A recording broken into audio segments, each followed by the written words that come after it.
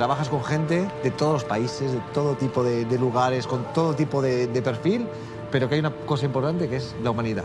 Podemos estar en un conflicto armado, una situación de violencia como la de Honduras, podemos estar más o menos de acuerdo, pero esa parte humana es lo que prevalece y es lo que me hace seguir trabajando en una organización como esta.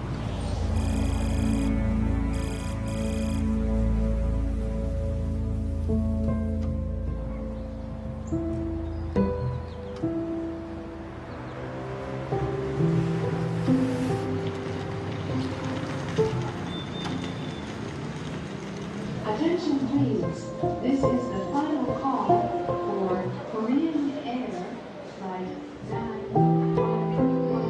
Yo empecé en el mundo de la cooperación a raíz de ser voluntario de la Cruz Roja. Yo entré como voluntario, yo creo que tendría 14 años cuando entré en Cruz Roja Española, lo que era la Cruz Roja Juventud. Estuve como voluntario en las ambulancias y a raíz de estar participando, y fue, yo creo que participar en la operación Paso del Estrecho. Y ahí tuve contactos con la Media Luna Roja de Marruecos y es cuando me llamó un poco la atención para dedicarme un poco más al tema de cooperación.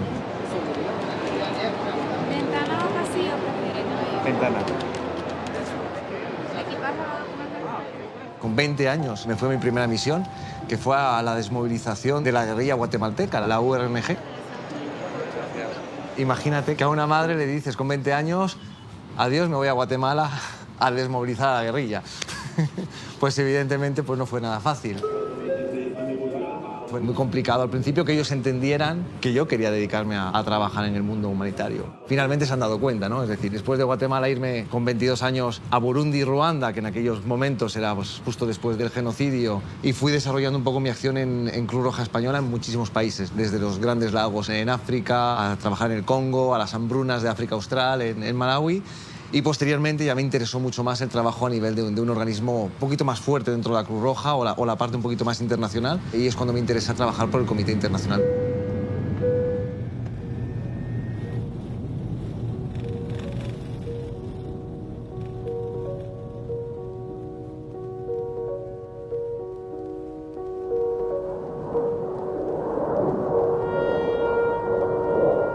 Yo en la organización en la que trabajo ahora mismo es la que siempre he querido trabajar. Yo empecé como voluntario de la Cruz Roja y para un voluntario de la Cruz Roja el trabajar un poco en el Comité Internacional de la Cruz Roja para mí era un sueño y era difícil. Es decir, realmente el nivel que se exige en este tipo de organizaciones es muy elevado. Somos un organismo internacional donde las pruebas de acceso son complicadas, son pruebas a nivel psicológico, a nivel de motivación. Yo siempre decía un poco que me parecía que más que estar dentro de un organismo internacional me presentaba la NASA en un momento, ¿no? Le invitamos a bajar su equipaje de los compartimientos superiores con cuidado. Si necesita ayuda, por favor, contacte a un tripulante de cabina. If you require attention, please press the call button above your seat.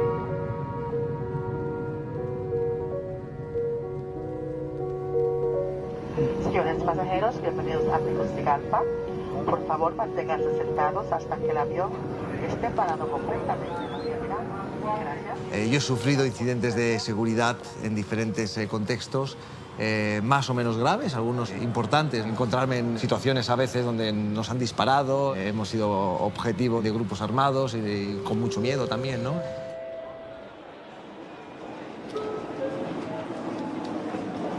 Los que trabajamos en este tipo de organizaciones nos gusta un poco el mambo. Cuando uno trabaja en el mundo humanitario, tiene que poner en la balanza lo que quiere, ¿no?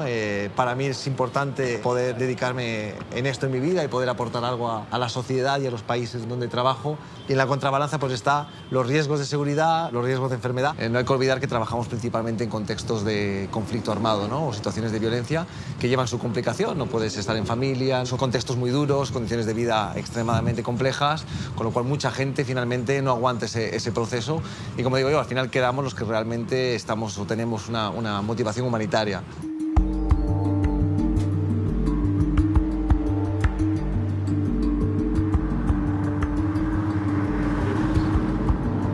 Vamos a poner la radio. Digo, ¿pero qué quieren ustedes? ¿Que sigamos hablando acá de cómo bailar zumba cuando el país está sumergido en grandes problemas sociales?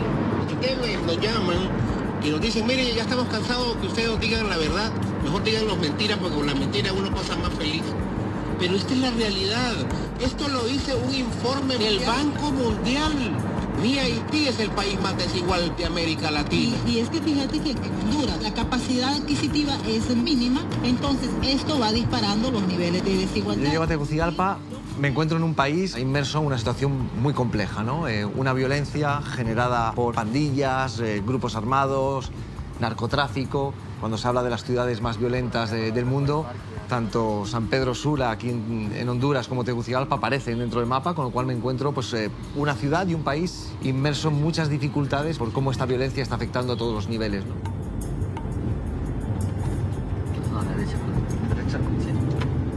Las maras o las pandillas, ¿no? Lo que hacen es pedir a los pequeños comercios, los dueños de un taxi, los dueños de transporte público, que les den parte de sus ingresos como contribución al grupo y por brindarles la seguridad. Eso es lo que se conoce, bueno, la extorsión o el impuesto de guerra que se aplica aquí y que es lo que está haciendo que muchas personas tengan que cerrar los negocios. El hecho de no pagarlos lo que genera generalmente es ser asesinado.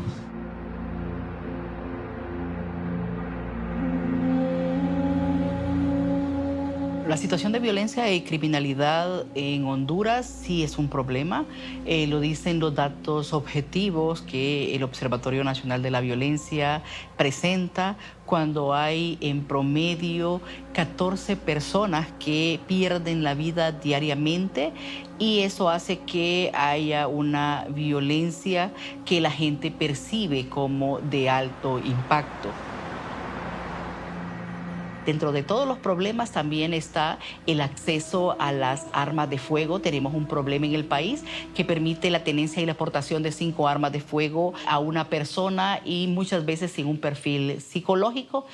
Eso hace que haya mucho comercio interno y sobre todo porque es estatal, son una institución de las Fuerzas Armadas las que vende las armas de fuego. Pero también hay un comercio ilícito que es el doble de lo que está registrado. Es decir, que hay un promedio de 1 millón a 1.200.000 armas de fuego en manos de la población y una población que no necesita estar armada.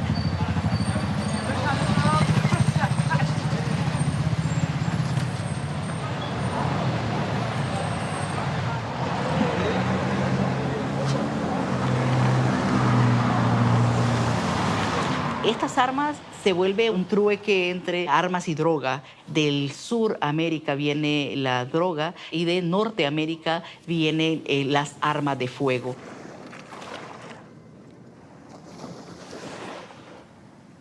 En una ciudad como Tegucigalpa, estamos hablando de una ciudad que debe tener un tamaño un poquito más pequeño que Barcelona. Diariamente llegan al Hospital Central de Tegucigalpa unas 30 y tantas personas afectadas directamente por armas de fuego. Podemos llegar a tener días donde 5, 6, 7 personas son asesinadas. Por las noches prácticamente no hay vehículos en la ciudad por el miedo que genera estar en una ciudad donde hay tantísima violencia. La extorsión es un hecho frecuente. Andar por las calles no es muy seguro. O algo que vemos, fenómenos como que los vecinos cierran las calles con verjas, ¿no? La inseguridad es muy general y toda vinculada a esa violencia.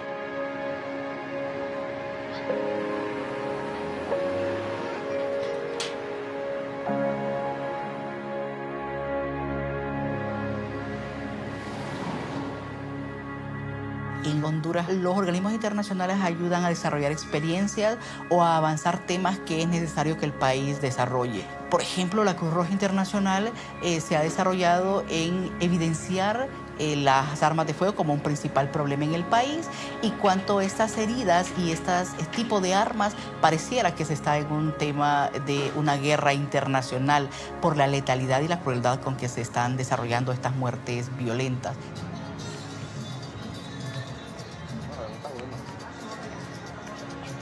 Se habla de ciudades violentas, no es perceptible cuando uno vive aquí, es decir, y es muy curioso, uno escucha ver que ha habido asesinatos, pero no lo ve, en la calle no se percibe esa situación de violencia, pero está ahí y las cifras están, y solamente hay que irse a un hospital como el hospital de Tegucigalpa para darse cuenta el volumen de heridos de arma de fuego que existen, ¿no?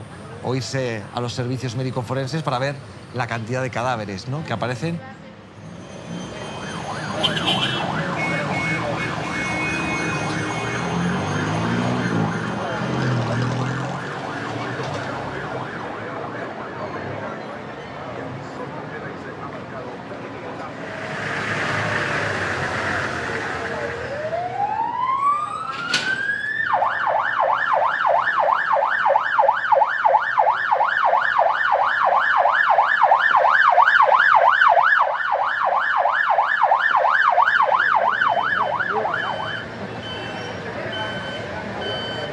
Últimamente están muy de moda lo de las masacres. Han habido casos donde hemos atendido alrededor de 20 a 30 pacientes heridos por arma de fuego, ¿verdad? Cuando son todo producto, obviamente, del pleito de territorio de diferentes grupos ilícitos. Y nos hemos visto un poco, diríamos, estresados de la cantidad de pacientes de violencia que se presenta en este país.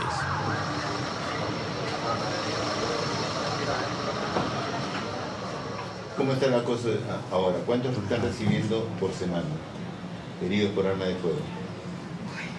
Ayer en una guardia de 12 horas recibimos 4. 4 en 12 horas.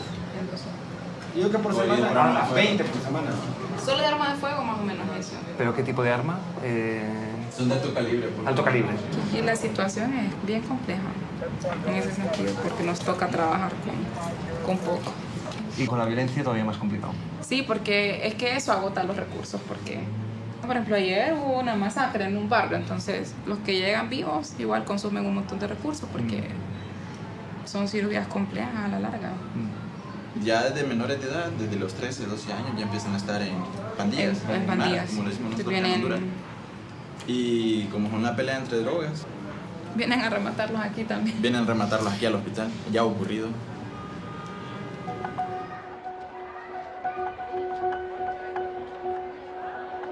Se van los insumos, se gasta todo el presupuesto que tiene el hospital escuela en este tipo de pacientes. Y los que deberíamos de operar de una manera de emergencia, pero que no es trauma, quedan relegados.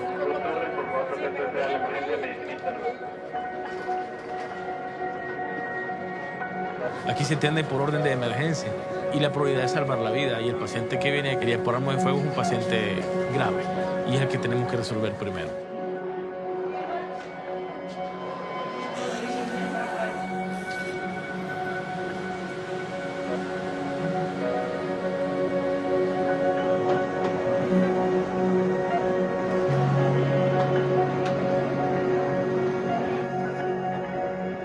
Antes hablábamos de la cantidad de heridos que ya llegan en unas condiciones muy malas. ¿Existe una red de transportes de servicios de urgencia correctos? No existen. La gente en las colonias, y yo pregunto, estaba hace poco en la San Francisco, le preguntaba a una señora, si aquí disparan a alguien por la noche, ¿qué hacen? ¡Pum! Actualmente vamos a lanzar un programa de formación de primeros auxilios y transporte sanitario en varias colonias de la ciudad, con intención de mejorar y cuando les llegue el paciente aquí estén en mejor condiciones. O, por ejemplo, actividades a favor de comunidades, el médico que trabaja en las comunidades, en las colonias. Hay muchos médicos que me decían, yo no quiero trabajar aquí. Salen corriendo. Entonces, ¿por qué salen corriendo? ¿Cuáles son las medidas que el médico tiene, las medidas de autoprotección? Yo le preguntaba el otro día a un médico, ¿qué pasa si recibe un paciente por arma de fuego de la Mara o la pandilla X? Y entonces me dice, no, yo tendría que comunicarlo. Pero si lo comunico, mañana soy yo el... Entonces, bueno, lo que me dijo es, yo lo que hago es, me callo. Una pregunta, ¿ustedes desde cuándo están acá como CICR? Porque uno, no sé, ¿verdad? Yo desde que estoy acá en el hospital, la Cruz Roja para mí eran las ambulancias. Eso era todo, ¿verdad? Ahora, cuando ustedes hablan de los heridos y todo, nosotros no esperamos nada de eso de la Cruz Roja, ¿verdad? Porque nosotros aquí lo hacemos, ¿desde qué? Desde 2002, desde que yo soy residente, desde el 98. Aquí hemos tenido desastres y una anécdota que yo siempre la cuento es cuando se agarraron 20 de la Mara Salvatrucha y 20 de la 18, donde yo tenía que decidir quién vivir y quién no. Venían 40 heridos, ¿verdad? Donde se me murieron, ¿qué? 10.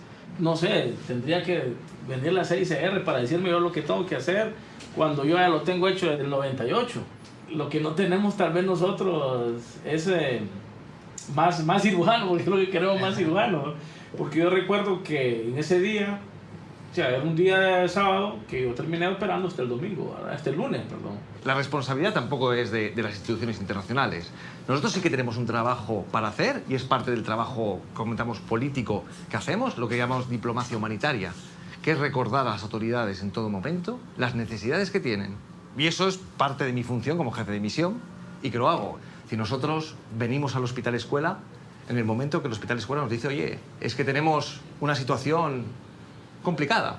El Observatorio de la Violencia me enseñaban el otro día que era un 26% de heridos por arma de fuego adicional. Y aquí es donde nosotros decimos, miren, entendemos las dificultades que tienen. Nosotros esto lo hemos vivido desde hace 150 años en 1000 sitios. Es decir, traemos una experiencia al final de trabajo.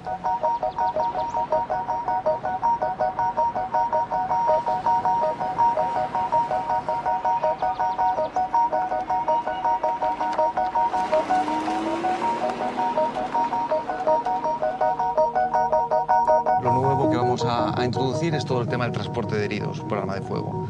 Que las comunidades estén preparadas para saber cómo reaccionar, desde primeros auxilios, que tengan los materiales mínimos para que se pueda derivar el paciente finalmente desde la colonia al Hospital Escuela para poder atender a las víctimas de violencia. Entonces, y el tema de la protección también, ¿no? Para los voluntarios y voluntarias que brindan los primeros auxilios de parte de Cruz Roja. Pero ahí tenemos que implementar todo lo que es los programas de acceso seguro para que el voluntario sepa exactamente cómo tiene que trabajar en este tipo de colonias. Aparte de la complicación que ya tienen de acceso. Estas zonas de alrededor de Tegucigalpa son muy similares a la favela. Son zonas más alejadas del centro urbano donde se concentran muchos niveles de violencia, de delincuencia. Y son zonas con una fuerte presencia de grupos armados, ¿no? En este caso son las famosas pandillas o maras, ¿no? Que actúan y que generan toda esta situación de violencia. Y lo importante es que desde el primer momento se nos está observando, ¿no?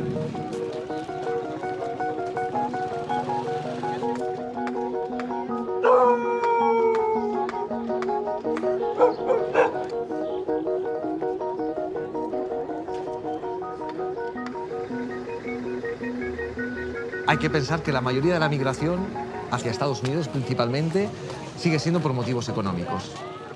Cuando uno ve muchas veces las condiciones de vida que tienen las personas, entiende, ¿no? que quieran buscar y quieran darle un mejor futuro a su familia. Y a la vez se suma ahora la violencia. Es decir, las personas que tienen problemas de seguridad porque son amenazadas o han sido extorsionadas o no han pagado ese impuesto que los grupos de las pandillas les exigen y que pueden ser asesinadas aquí en el país, con lo cual deciden también irse en la ruta migratoria y huir. Esto hace que en Honduras hay 9 millones de hondureños viviendo en Honduras, pero tenemos 2 millones de hondureños viviendo en Estados Unidos. Honduras se ha convertido en una fábrica de migración irregular, debido al menos a 4 engranajes, ¿no? Que es la pobreza, la falta de oportunidades, los niveles tan altos de violencia a la que está expuesta la niñez y la juventud, más la corrupción que ha debilitado el aparato estatal, hace que la gente no encuentre aquí una respuesta y quiera irse. Y por eso es que niños de 14, de 12 años emprenden también el camino, ¿no? Solos o acompañados de algún familiar o llevados por algún coyote, como se menciona aquí, las personas que trafican con las personas, ¿no? Una vez intenté irme, solo llegué hasta México. Sí, pero fue miedo, mejor me regresé. Éramos 6 los que íbamos. 6. Me acuerdo que yo iba a subirme al tren, porque el tren va rápido. Hay una parte que va despacio, pero siempre va rápido. Entonces me subí, me di una mano, me subí. Cuando estábamos ahí sentados, nos tuvimos que subir al techo porque había gente abajo que nos querían también golpear y todo. Como yo era joven, estaba más chavalo, pues estaba bien chiqui. Y a la hora de la hora me acuerdo que nos tuvimos que tirar porque había unos hombres con machete y todo. Entonces nos tiramos, me acuerdo que me raspé todo. Yo estaba pequeño, tenía 14 años. Lo que hice yo fue que venía una patrulla de inmigración. Entonces con el man nos fuimos a que nos agarraran y nos regresamos. ¿Y luego por dónde regresaron? No, nos mandaron en avión. ¿En avión hasta Sí, San hasta Pedro? aquí, hasta San Pedro, exacto. Mis papás me fueron a traer ahí. Cuando miré a mis padres me alegré bastante. Lloré, me acuerdo. Sí. Pues muchas gracias.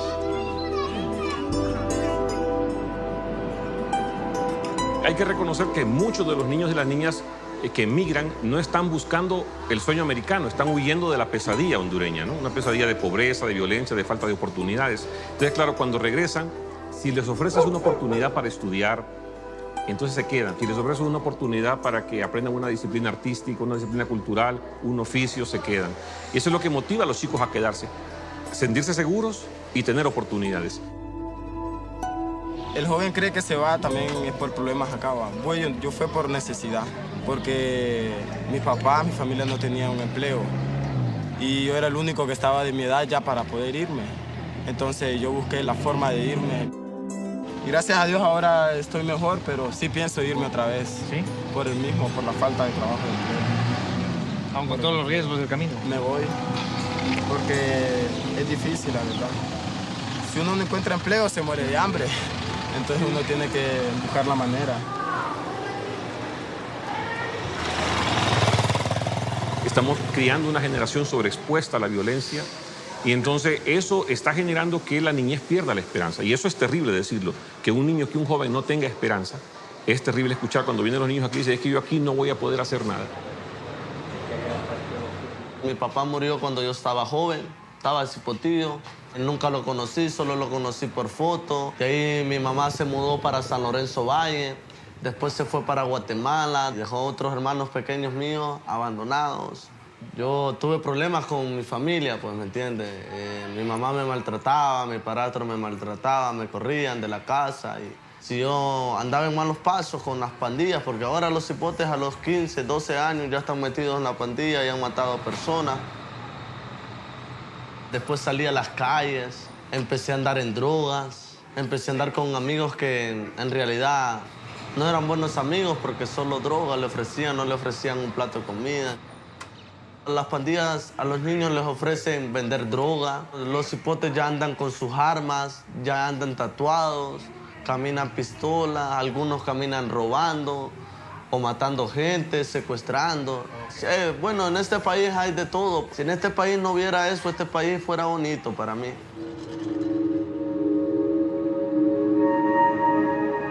Tengo una tía que está en los Estados Unidos. Yo te pago el coyote, me dice, y te vas para los Estados Unidos, pero yo tengo miedo, pues, ¿me entiendes? Porque en México también hay pandillas. Tengo miedo de irme yo solo, pues, ¿me entiendes? Que me vayan a matar en el camino, entonces... Yo creo que en el tema de migración todavía necesitamos entender más el problema. Creo que el gobierno ha ido más despacio en el entendimiento del problema. Se ha mejorado en cuanto a recibir niños y niñas deportadas, pero necesitamos caminar hacia cómo reinsertarlos en la sociedad y reintegrarlos en su familia. Y esa es la labor del Estado. Y yo creo que el Estado tiene que caminar hacia eso. Ha mejorado en cuanto a recibirlos, necesita mejorar en cuanto a estabilizarlos, pero sobre todo necesita prevenir que tengan que salir por motivos de violencia, de pobreza o de falta de oportunidades.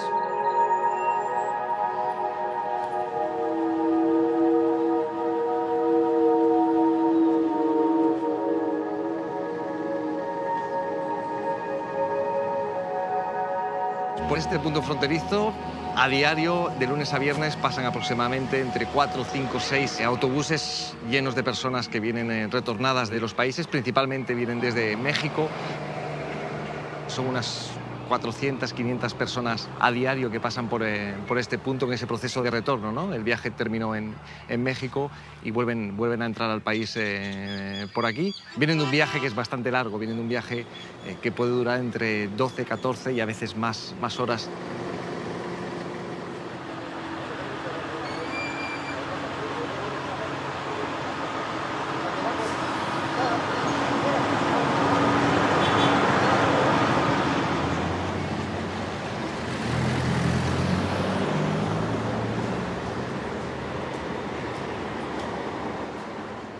Muchos de los migrantes actualmente están siendo detenidos en la parte sur de México principalmente.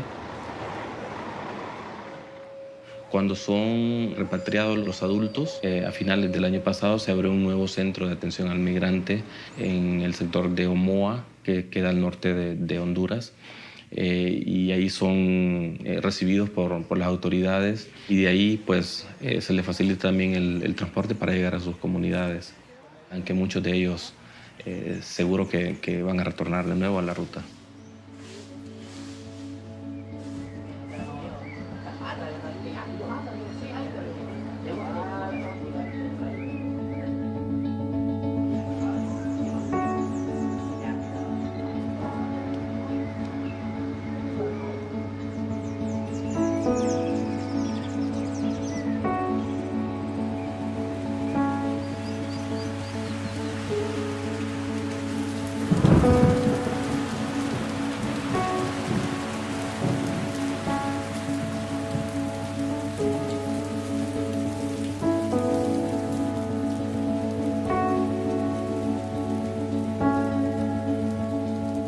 Salí del país el año pasado. ¿Por qué? Porque mi vida corría peligro. Tuve amenazas de muerte. Vives más tranquilo, alejado de las pandillas, alejado de la delincuencia, alejado de personas malas. Tomé la decisión de agarrar para Estados Unidos. Desafortunadamente mi suerte se me acabó hasta cierto punto. Me agarró migración y pues acá estoy deportado. Ahora estoy en mi país. En Honduras, en cualquier parte de tu país, no vas a vivir tranquilo. Vivimos una vida de tristeza y nos lleva a un punto de que mejor salir del país e ir a buscar un sueño americano. El viaje es muy largo, es extremadamente peligroso. Grupos armados que hay en el camino, vinculados al narcotráfico, a las pandillas. Se busca muchas veces pues, extorsionar al migrante, es sujeto de abusos. Cualquier ruta que tú busques en México, hay probabilidades de un 90% que pierdas la vida. ¿Por qué? Porque es un peligro inminente el que encuentras. Llegas a un punto donde simplemente caes en malas manos y si no tienes dinero para pagar, te quitan la vida. Tienes o no tienes dinero, te quitan la vida a veces. Le agradezco a Migración cuando nos detiene. ¿Por qué? Porque nos mantiene a salvo. Nos corta las alas de llegar a Estados Unidos, pero nos mantiene a salvo del peligro que hay en la calle, del peligro que hay en las vías del tren y de lo que te puede pasar en el camino.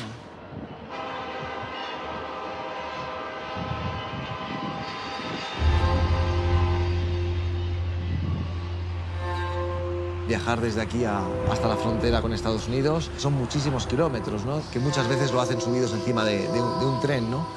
Conocido como la Bestia, que viaja por México, donde muchos caen y se amputan las piernas.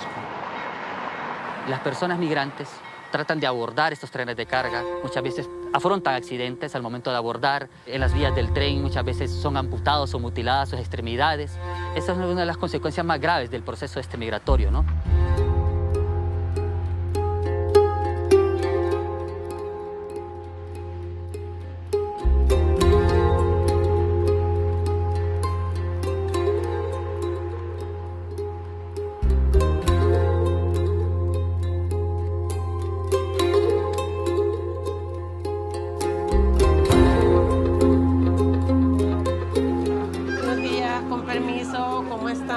Pasen. Adelante. ¿Lleva mucho con la prótesis? Sí, 2 meses. 2 meses. ¿Y cómo fue? Fue en el tren. ¿En el tren? Sí. ¿En México? Sí. ¿Y vive cerca de aquí o lejos de aquí? Sí, en Los Caminos. Pero es cerca de San Pedro.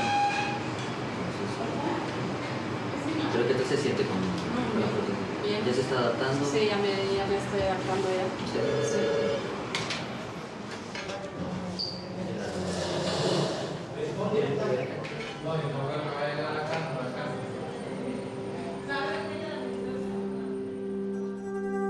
Yo salí el 10 de enero con rumbo a Estados Unidos, porque yo allá en Estados Unidos tengo 2 hermanos que ellos ya son ciudadanos y por el amor de ellos, pues yo iba buscando a ver si llegaba a donde estaban ellos. Nosotros estábamos ahí en México esperando el tren, cuando iba una mujer en el tren, porque nosotros no lo agarramos ese tren, iba una mujer con una niña, lo agarró, anticipado antes de nosotros lo agarró el tren, porque nosotros demasiada carrera llevaba el tren para agarrarlo, muy rápido.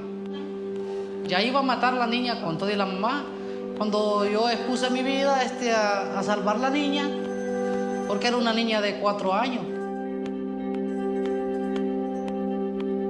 Yo vine de frente y tomé a la niña en mis brazos cuando fue que tuve el accidente que me agarró el tren por aquí. Traía un pantalón ancho y el aire del tren me envolvió el pantalón así en el riel. Y fue cuando me agarró así. Pero la vida a la niña sí pude salvarla. Mi madre no quería que me fuera, pero fue una decisión que yo tomé y esto es la consecuencia de lo que me pasó. Para mí un héroe es mucho más un migrante que se juega la vida por su familia subiéndose a un tren e intenta emprender una aventura hacia Estados Unidos.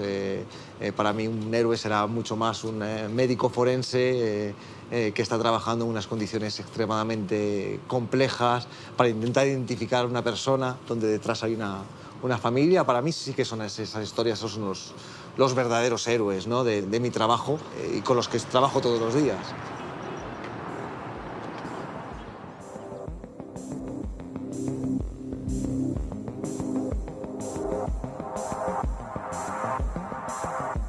Mi trabajo es muy variado.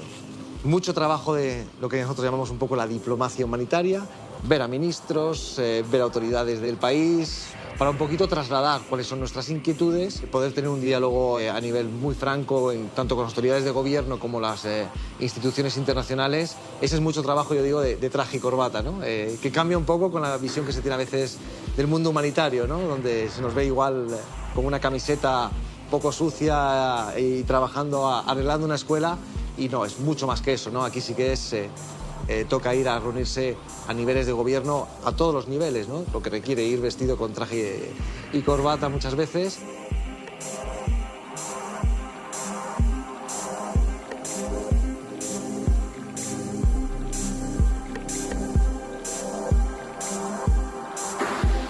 Nuestra mayor dificultad, nosotros tenemos toda la voluntad de poder trabajar, pero hace falta también que haya una apertura por parte de las autoridades, ¿no? Que en el caso de Honduras es muy, muy positiva, pero no siempre como nosotros querríamos, ¿no? Y ahí sí que es importante, ¿no? Es decir, que ellos vayan siguiendo todos los procesos, porque si no hay una voluntad política detrás, por mucho que hagamos va a ser poner pequeños parches, y lo que hace falta es no solamente hacer acciones humanitarias, sino cambiar políticas, buscar marcos legales, y esa para nosotros es la principal dificultad, ¿no?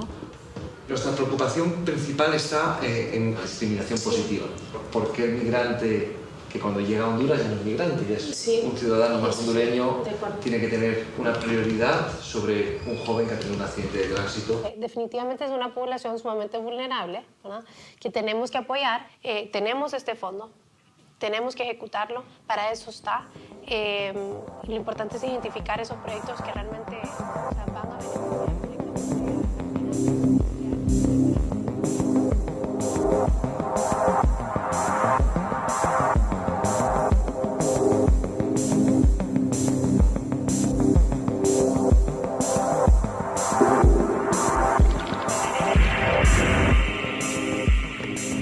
Bueno, yo llego a Tegucigalpa, me encuentro primero un muy buen equipo de trabajo. Primero trabajo solo, finalmente trabajo con un equipo de personas, que es lo que hace posible que todo funcione y que podamos atender a la población. Cuando tienes un equipo de personas de varios países que viven aquí en un contexto bastante violento, hay que saber gestionar también esos equipos. Es decir, cuando uno trabaja finalmente en contextos de conflicto, de violencia, lo más difícil es que el equipo aguante esa situación.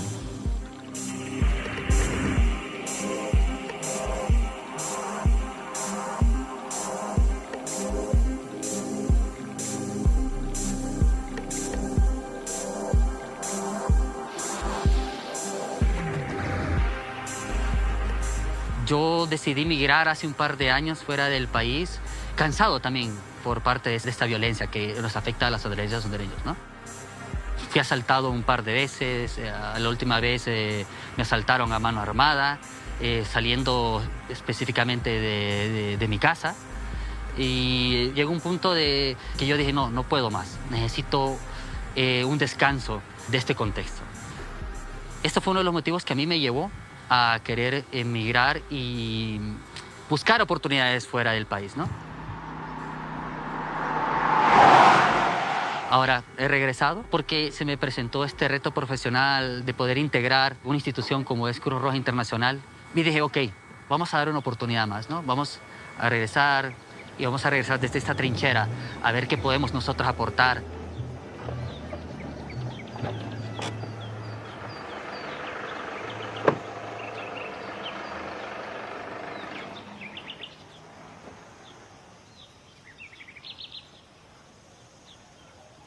Hola, Marisabel. Hola, ¿cómo está? Todo gusto bien, verla. Gracias. ¿Cómo le va? ¿Todo bien? Todo bien, gracias a Dios. y han identificado algunas cuestiones donde nosotros, como CICR, podamos brindarles apoyo más adelante, más a futuro. Mire, a mí como presidenta del grupo, hay personas que se abocan a mi persona. Mire, a mí me duele en el alma yo a veces no poder ayudar a la gente. Hay varios casos que se reciben, que vienen deportados y vienen mutilados, se reciben en el aeropuerto. Estos casos no solamente es de recibirlos, sino también de darle seguimiento, porque cuando uno viene destrozado, pues, viene destrozado y ese es un proceso. Nosotros crecimos prácticamente en un ambiente, se puede decir que, de extrema pobreza. Antes no había peligro de maras ni cuestiones así. Nosotros nos creamos que jugábamos pelota en la calle hasta las 9, 10 de la noche. Y a medida fue pasando el tiempo, pues la verdad ya esas cosas ya no se podían hacer. Y lo que a mí me impulsa a seguir el sueño americano es lo mismo, lo económico, la extrema pobreza en la que nosotros hemos vivido. Y yo quería darles un futuro mejor a mis hijos. Yo decido emigrar un 5 de enero del 2007. El viaje hacia la ruta migratoria es una odisea, se puede decir, porque uno días come, días que no come, se duerme donde le agarre la noche o si no, pues no se duerme, expuesto a violaciones, a robos, a secuestros. Yo estuve secuestrada 2 meses. Me obligaban a trabajar, me obligaban a beber, a hacer cosas ilícitas. Entonces, yo no sé, gracias a mi Dios, pues yo logré escapar de ahí, de ese lugar. Tuve la dicha de poder salir con vida y seguir mi ruta, porque ese era mi sueño, pues llegar a Estados Unidos. Yo no quería quedarme en México. Pues logré salir de ahí y me acuerdo que el día que yo tuve el accidente fue el 17 de marzo a las 4:30 de la tarde. Nosotros íbamos en el tren y nos dice un muchacho de los que iban en el tren que teníamos que tirarnos porque estaba migración, había un retén. Entonces yo no me quería tirar porque yo siempre tuve miedo al tren y yo volteé a ver así a los extremos y yo les dije, no, yo no me voy a tirar porque a mí me da miedo. Entonces agarré mi mochila y me volví a sentar, pero al ver de que todo el mundo se estaba tirando y ya el tren estaba quedando solo, entonces yo decidí también hacer lo mismo, pues. Entonces empecé a descender por las graditas porque yo iba en un vagón en los que les dicen las pipas, en los redondos. Entonces estaba lloviendo, el tren estaba mojado, estaba liso, entonces y cuando yo puse el pie en la última grada yo me resbalé. Fue cuando yo caí, pero yo nunca me imaginé de que el tren a mí me había mutilado las piernas. O sea, yo estoy consciente de que yo caí, pero nunca me imaginé, pues hasta que otro compañero, pero yo no sentía el valor como para poder levantarme y poder caminar. Yo sentía aquella debilidad en mi cuerpo y yo le decía al muchacho, levántame, le decía yo, porque tenemos que seguir, migración nos va a agarrar. Entonces ya él me dijo, Mari, yo no puedo, mírate las piernas. Fue cuando yo me volteé a ver mis piernas y pues la verdad que yo en ese momento solo le dije a mi Dios, Dios, gracias porque me quitaste las piernas, pero no me quitaste la vida. Yo digo que si nosotros tuviéramos las oportunidades que hay en otros países, yo creo que nadie tendría la necesidad de emigrar a un país totalmente desconocido, que uno no sabe a qué va a enfrentarse a otro lugar. De hecho, una de mis hijas ayer estuvo hablando conmigo, que a ella le gustaría irse para Estados Unidos. Le digo yo que de la forma que yo me fui, ¿no? Nosotros tenemos familia que ha viajado y que ha podido lograr sus sueños, que incluso algunos ya regresaron, están estables, tienen sus propios negocios. Cuando uno ve esas situaciones así, uno cree que la misma suerte la tenemos todos, pues. Y la verdad es mentira. No todos tenemos la misma suerte.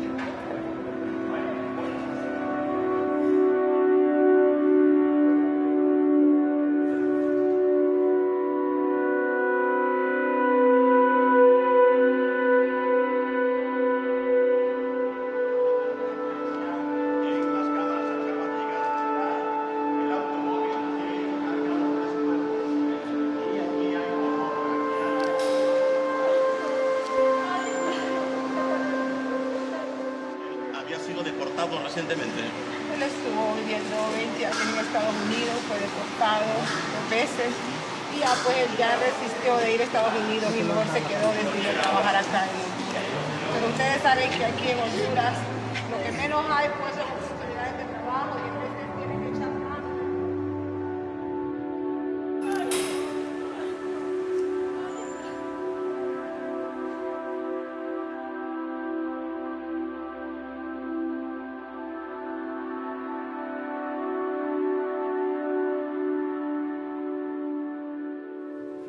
Nosotros somos del área de odontología y queremos saber las características de los dientes del desaparecido, ¿no? Usted tiene que dar las características exactas de cómo lo recuerda.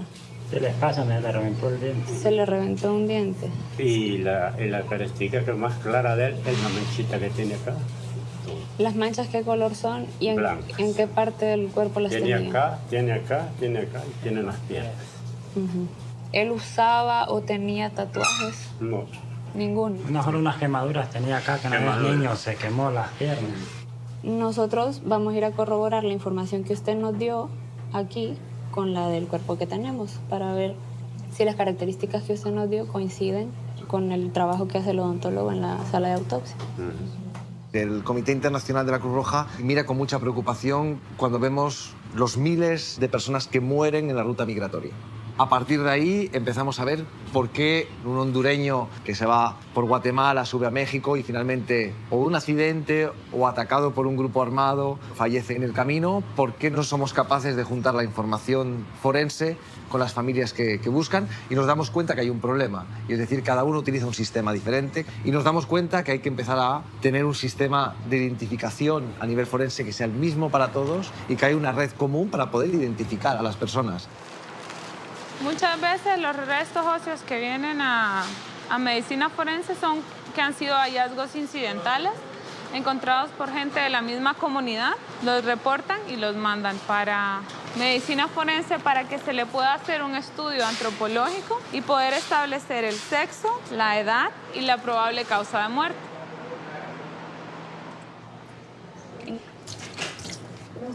Nosotros trabajamos en muchísimos aspectos, desde cosas sencillas, fotografía forense, llevarnos a expertos forenses de Honduras a otros contextos para que puedan aprender, sobre todo en antropología forense, e igualmente mejorar las infraestructuras de los servicios médico-forenses.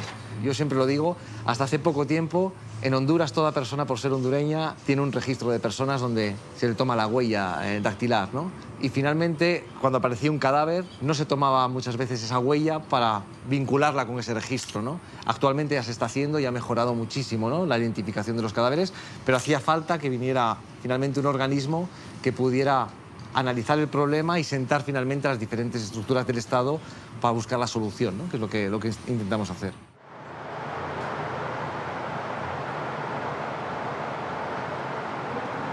En muchas ocasiones los familiares de los cuerpos que se conservan aquí en morgue son de gente que son del interior del país, que no tienen los recursos suficientes para poder venir a reclamar el cuerpo en vista de que tienen que conseguir un vehículo. También son gente que no tiene la facilidad para poder comunicarse con su familiar y por eso pasan desapercibido la ausencia del mismo.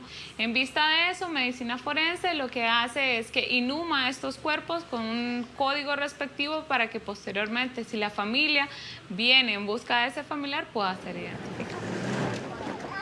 Medicina forense da un plazo para que estas personas puedan abocarse a la sede y poder reclamar el cuerpo.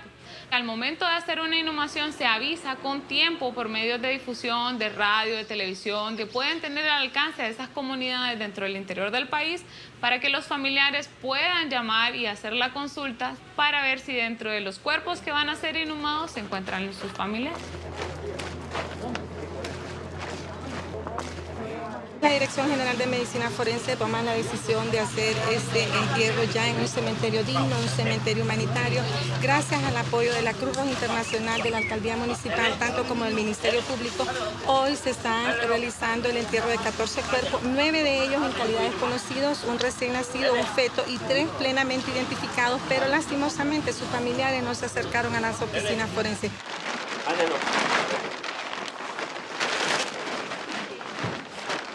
Jorge Alberto Escobar, Ricardo Rivera y Napoleón Vázquez. Ellos pues no fueron reclamados por sus familiares, siendo así pues Medicina Forense está en la obligación de hacer esta inhumación.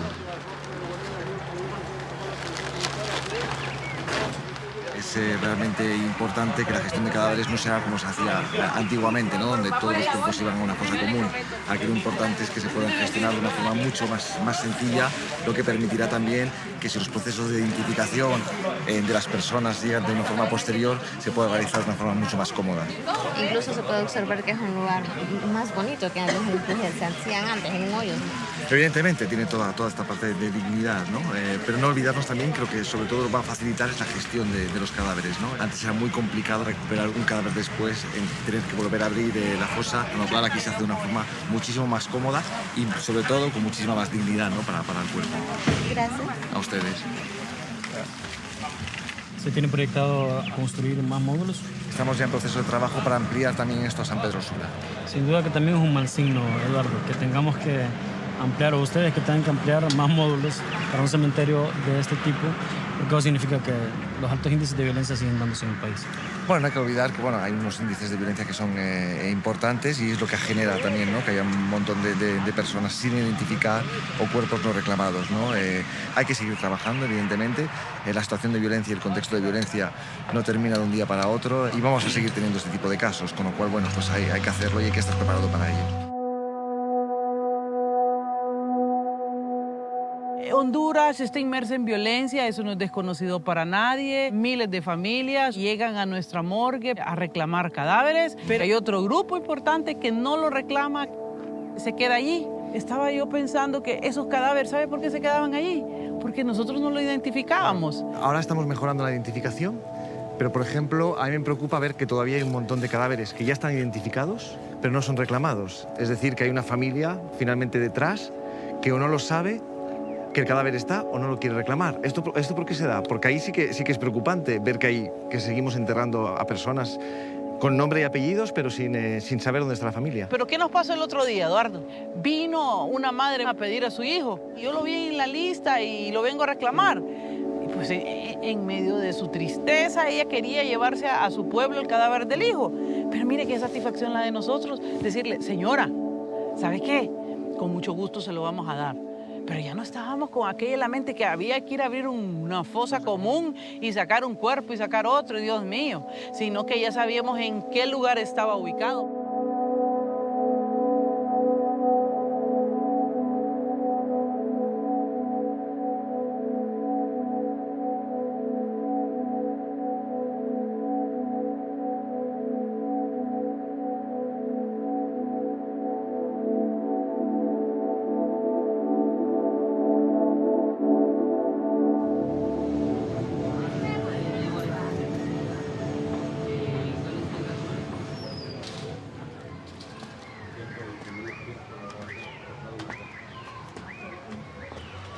Él es mi hijo, el que está desaparecido en México. Me hace mucha falta.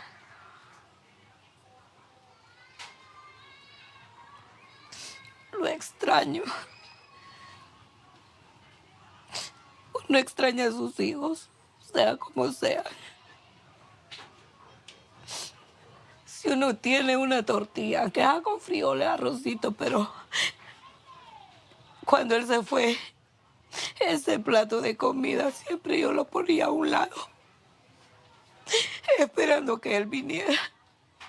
Ahora tengo 3 años con 4 meses de que yo no lo miro, ni sé nada de él.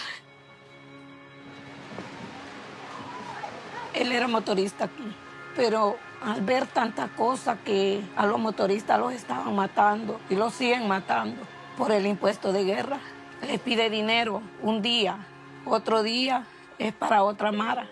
Aquí hay policías también que se dedican a las mordidas. Mordidas es dinero bajo para soltarlo, ¿verdad? Y que sigan trabajando.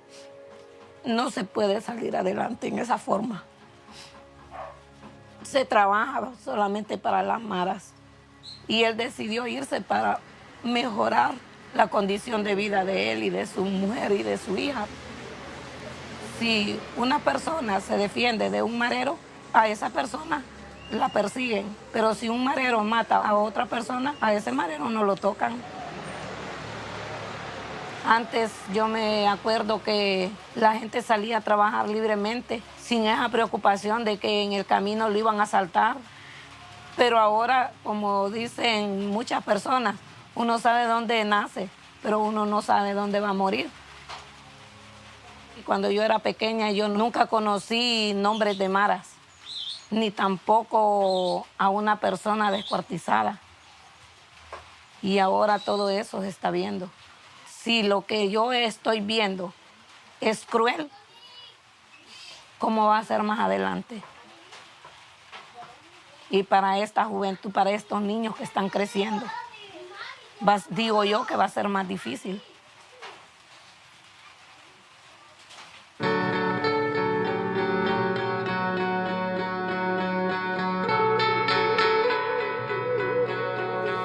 Cuando yo estaba en el colegio, recién estaban comenzando a ingresar y a fortalecerse las maras y pandillas. Yo estuve a punto de ser integrante de una pandilla. A mí me hacían bastante bullying. Y yo tenía unos compañeros que estaban comenzando a integrarse en una de las pandillas locales. Entonces yo sentía que con ellos, al llevarme con ellos, podía estar protegido. Al final terminé desistiendo de quererme integrar. Pero eran más las pandillas, no tenían esa forma de actuar o como hay ahora, ¿no? De todos estos grupos claro tan que violentos, no. ¿no? Y aparte que ahora han cambiado. A muchos de los pandilleros ya no se visten como antes. Ya no utilizan aquellos tatuajes que tenían un 1 y un 8 por otro brazo, o tatuados en el pecho, o tatuarse las cejas. Ahora han cambiado. Muchos de ellos ya no solamente son jóvenes de familias desintegradas, aunque la mayoría sí lo son, pero ahora hay muchas personas también que integran nuestras maras, que incluso ya son profesionales universitarios también, ¿no? Anoche, estando en casa, sonó al fondo, ¿no? El ruido de un arma. ¿No? O lo que vimos apenas llegando, ¿no? Que salimos y vimos... eso fue fuerte. Un enfrentamiento en plena calle, Sí. ¿no? El tipo de armas que tenían, ¿no? Que se portaban eran...